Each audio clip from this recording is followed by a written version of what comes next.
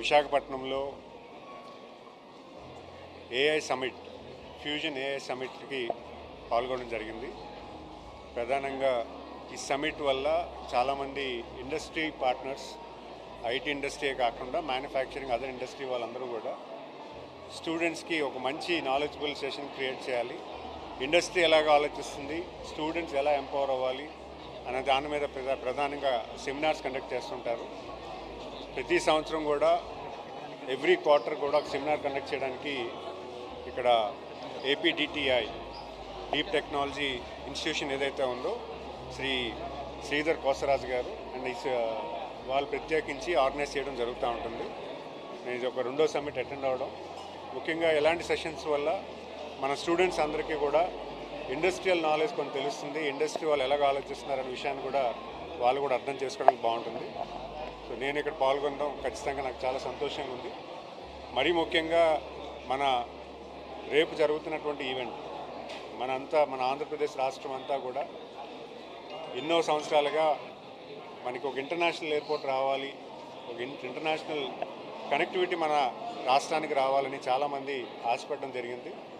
గౌరవ ముఖ్యమంత్రి గారు ఆయన 14-19లో ఒక ఎయిర్పోర్ట్ నిర్మాణానికి ఆయన ప్లాన్ చేసి ల్యాండ్ ఎక్విజిషన్ చేయడం జరిగింది. మరి ఆ ల్యాండ్ ఎక్విజిషన్ అంతా కూడా గతంలో 14-19లో చేసినటువంటి తరుణం మనందరికీ తెలిసిన విషయమే.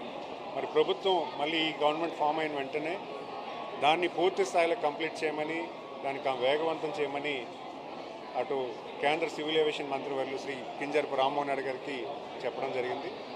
మనందరూ కోరుకున్నటువంటి ఎయిర్పోర్ట్ రేపు గౌరవ ప్రధానమంత్రి గారు ఇనాగ్రేట్ చేస్తున్నారు. ఒక మంచి పండగ వాతావరణం అక్కడ జరుగుతుంది.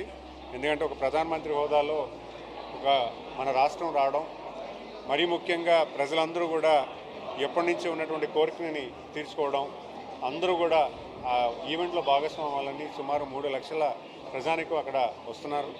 మరి అంతేకాకుండా మన ప్రాంతానికి ఉత్తరాంధ్రకు ఉన్నటువంటి దింసా డ్యాన్స్ ఏదైతే ఉందో ఆ దింసా డ్యాన్స్ ప్రదర్శన కూడా గౌరవ ప్రధానమంత్రి గారికి ఒక మంచి వెల్కమ్ కల్పించాలి.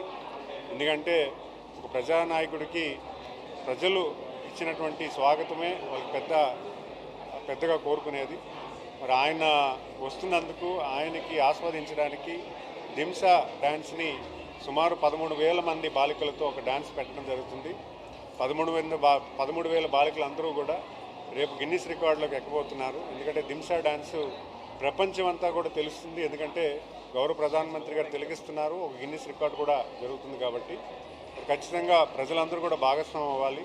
ఎందుకంటే ఉత్తరాంధ్ర ఉన్నటువంటి ప్రజానీకానికి ఇది ఖచ్చితంగా ఒక మైలురాయి కింద ఉంటుంది. ఎందుకంటే ఈ కనెక్టివిటీ వల్ల మన ప్రాంతం అంతా కూడా అనేక అభివృద్ధి అనేది జరుగుతుంది. ఈ గ్రోత్ ఇంజిన్కి రేపు ఇనాగ్రేషన్ అవుతుంది. అందరూ కూడా దీన్ని భాగస్వామ్యం చేయాలి, మనం అందరూ కూడా ఓన్ చేసుకోవాలి.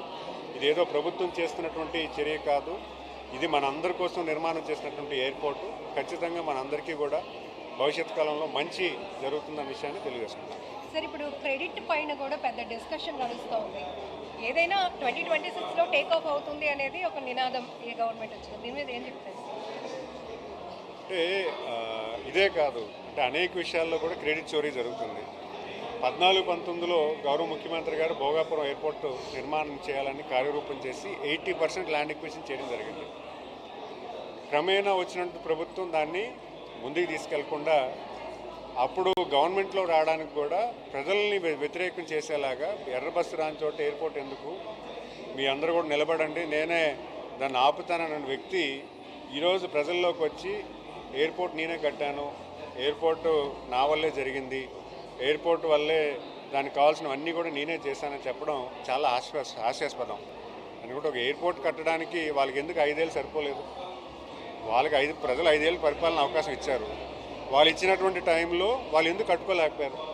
ఈరోజు వచ్చి క్రెడిట్ చోరీ చేయడం అనేది ప్రజలు ఎవరు కూడా నమ్మబోరు.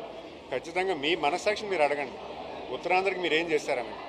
ఉత్తరాంధ్ర సుజల్సవంతని పోలవరం వాటర్ని ఉత్తరాంధ్ర తీసుకురావాలని, విశాఖపట్నం, విజయనగరం, శ్రీకాకుళం తీసుకెళ్లాలని గౌరవ ముఖ్యమంత్రి గారు అప్పుడు తలంపు చేస్తే మీరు ఎంత బడ్జెట్ ఇచ్చారు?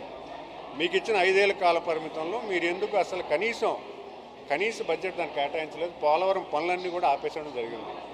అది మీరు ఉత్తరాంధ్రకు ద్రోహం చేసినట్టు కాదా? అలాగే భావనపాడు పోర్ట్ అని గతంలో పెట్టడం జరిగింది, దాన్ని మూలపేట మీద మార్చారు. కొంత తప్పు లేదు, కానీ కంప్లీట్ చేశారా? దాన్ని కంప్లీట్ చేయలేదు.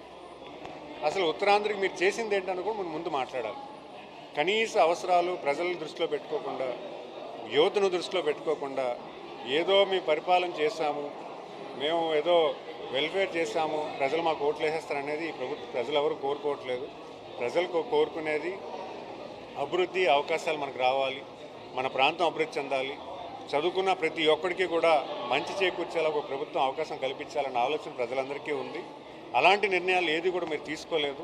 అటు రైతుని మీరు బాగు చేయలేకపోయారు, యువతకు బాగు చేయలేకపోయారు, మనకున్నటువంటి ఇన్ఫ్రాస్ట్రక్చర్ని కూడా మీరు బాగు చేయలేకపోయారు. ఎడ్యుకేషన్ సిస్టమ్ బ్యాక్ వెళ్ళిపోయింది, పంచాయతీ అడ్మినిస్ట్రేషన్ బ్యాక్ వెళ్ళిపోయింది, అలాగే ఇండస్ట్రియల్ కూడా చాలామంది రాష్ట్రాన్ని వదిలేసి వెళ్ళిపోయారు. ఇవేవి కూడా మీ మనస్సాక్షిని మీరు ప్రశ్నించుకుని ముందు మాట్లాడండి. మీరు ఈరోజు వచ్చి ప్రజలకి ఏదో వచ్చి మీ మాయ మాటలు చెప్తే ప్రజలు ఎవరు కూడా నమ్మబోరు. ఖచ్చితంగా దీన్ని మీకు ఎటువంటి హక్కు లేదన్న సంగతి కూడా తెలియజేసుకున్నాను. Thank you.